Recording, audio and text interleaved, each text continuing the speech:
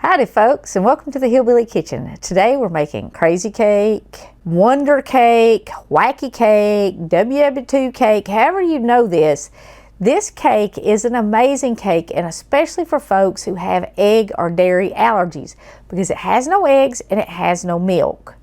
And it's super easy. You mix it right in the pan. So there's no need for any bowls. You need like your pan and one measuring cup, and that's all you need to dirty up. But our dry ingredients are 1.5 cups of plain flour, 1 cup of sugar, about 1/4 cup of cocoa, a teaspoon of baking soda, and 1/2 teaspoon of salt. And you're going to put all that in your pan and mix it up. To that, for your wet ingredients, you're going to add 1 cup of either cold coffee, your leftover coffee, or 1 cup of water. And you're going to add about 1/3 cup of oil, a teaspoon of vanilla, and the magic ingredient, a tablespoon of plain white vinegar. Don't leave the vinegar out. And the coffee, I promise, is not going to make your cake taste like coffee. What the coffee does is it amplifies the flavor of the cocoa and really makes it stand out.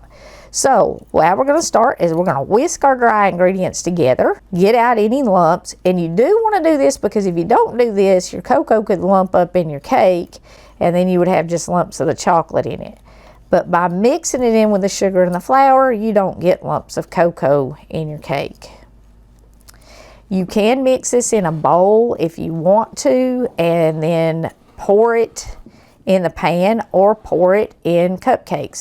This recipe will make about about a dozen cupcakes. If you wanted chocolate chip muffins, you could just add about 1/2 cup or so of mini chocolate chips and bake it in cupcakes, and you would have chocolate chip muffins that are egg-free and dairy-free. And I know I'm going to have a lot of folks ask about a gluten-free version of this. I am not a gluten-free baker. I mean, I can follow gluten-free recipes, but I'm not a gluten-free baker.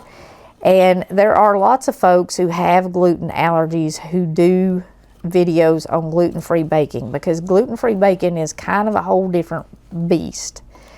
And if there is someone out there who has a gluten allergy and is doing videos with gluten-free recipes, and you would like to do a collaboration to help get your recipes out on this channel, I would certainly be open to that, because I think the folks who are gluten-free really need a good source for gluten-free recipes, and someone who is dealing with the problem is going to be better than somebody like me who can just follow gluten-free recipes, because like I said, it's totally different.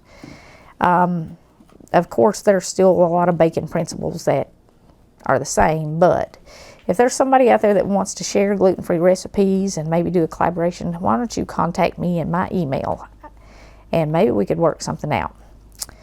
Anyway, this cake came from the Great Depression, and that's why it's called WWII cake sometimes, and it's called depression cake, and all this chocolate in it, it'll about clear depression up.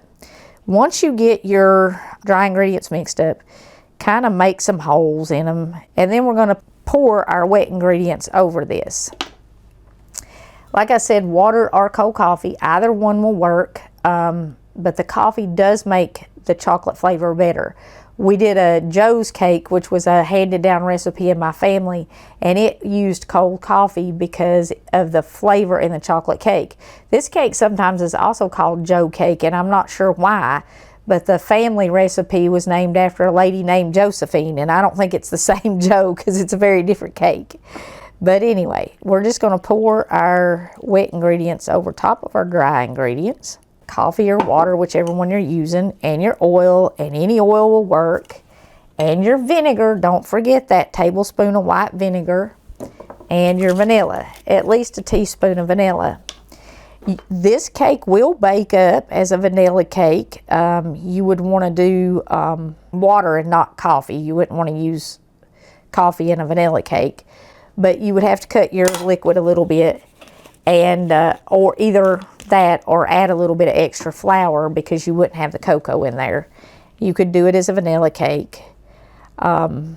You could double it and do a 9 by 13 sheet cake. This is going to do a 9 by 9 square or 8 or 9 inch round. And you could do a 2-layer cake with this.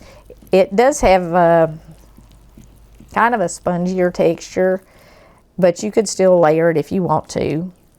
And you can top it with any kind of frosting you want to. You could do cream cheese, you could do a chocolate buttercream or regular buttercream or whatever else. A lot of times it was topped with a little bit of powdered sugar, just dusted with powdered sugar. I will link recipes to our frostings in here. I will do the whole playlist at the end of this video. So you can do a quick buttercream or cream cheese or chocolate buttercream or whatever on the top of it if you'd like to. Or like I said, you can just dust it with powdered sugar or nothing. It's good with ice cream. It would even be good as a base layer for a fruity dessert. Now when you're mixing this up, of course, make sure you get all of the dry ingredients out of the corners. And then you are just going to put this in a preheated 350-degree oven for 25 to 30 minutes until a cake tester comes out done. Now, if you want to frost it, you are going to have to let it cool before you frost it. And I do recommend kind of wiping the edges of your pan off a little bit so that you don't have burned stuff around the edges of it if you want a pretty cake. If you don't care about it being pretty, just pop it in there like this. Okay, now I made 2 of these. People always comment. The other one is in a clear pan, and we're getting ready to see what it looks like baked in the clear pan. But I'm going to bake this one too, and there will be pictures of both of them in here, and pictures of them frosted and dusted with a little bit of powdered sugar, so you can see what it looks like, how pretty it is. Okay, and here is our beautiful wacky cake, crazy cake, wonder cake, whatever you want to call it. You can see it rises up nice and fluffy. And when you touch it, you get your bounce back just like with your other cakes. If you did a toothpick test or a cake tester, it should come out clean. You will have tiny cracks in the top. That's what you're looking for. That's how you know it's done. And that literally is all there is to making this cake. You don't have to, no eggs, no dairy of any kind. Now, of course, if you top it with buttercream or cream cheese, it's going to have some dairy in it. But that's up to you. And usually it was just dusted with a little powdered sugar or just eaten like this. Cut it in squares and serve it as a snack or a dessert, and it's good without frosting on it. And I know when my kids were growing up, I used to do cupcakes and stuff without frosting a lot because it's less sugar, it still satisfies your sweet tooth, it's less expensive, and it's way, way healthier because there's less sugar and less fat in it. I mean, this is not too bad. I mean, granted, there's a cup of sugar in the cake already, but you add frosting to it and it's gonna double your sugar intake. So you can have chocolate cake and you can eat a whole lot more of it if you just serve it plain the way it was originally served. And originally, this is how it would have been served. But we'll do the frostings at the end here. We'll put an end card in so you can just click on them if you'd like to frost it with something. And we're kind of going through some scary times right now.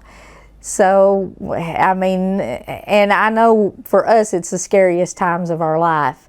But when I look back and I remember my grandmother's stories about the period of time that this cake came from, I doubt it's as scary now as it was then.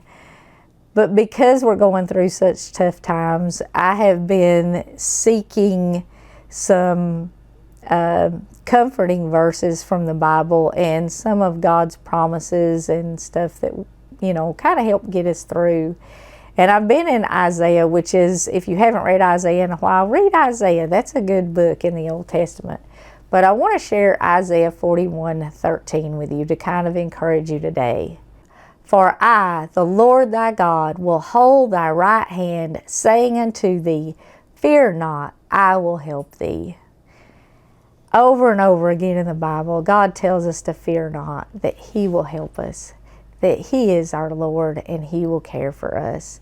And this is just one more of those examples, one more time where He's told us, don't be afraid. So no matter how crazy things get, enjoy your crazy cake and don't worry about it. Don't be afraid, because God will hold your hand and He will help you. Thank you so very, very much for joining us again in the Hillbilly Kitchen. If you haven't already, please don't forget to click like and subscribe before you leave, because we want you to be a part of our family and share all of our videos with your family and friends. Until next time, remember to put God first.